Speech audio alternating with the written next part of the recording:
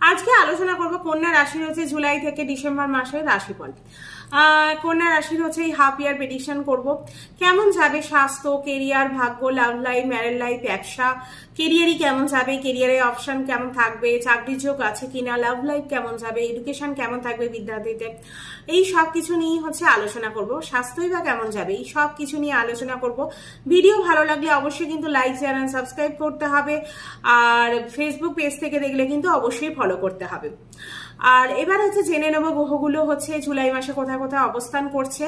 প্রথমেই হচ্ছে ফার্স্ট হাউসে আপনার বসে আছে কেতুদেব, আপনার হচ্ছে 6 হাউসে বসে আছে শনিদেব, রাহুদেব বসে আছে 7th হাউসে, আপনার 8 হাউসে বসে আছে মঙ্গলদেব, 9 হাউসে বসে আছে বৃহস্পতিদেব, আর রবি শুক্র বসে আছে হচ্ছে আপনার 10 হাউসে, আর বুধ দেব বসে আছে হচ্ছে আপনার 11 হাউসে। এবার হচ্ছে জেনে নেব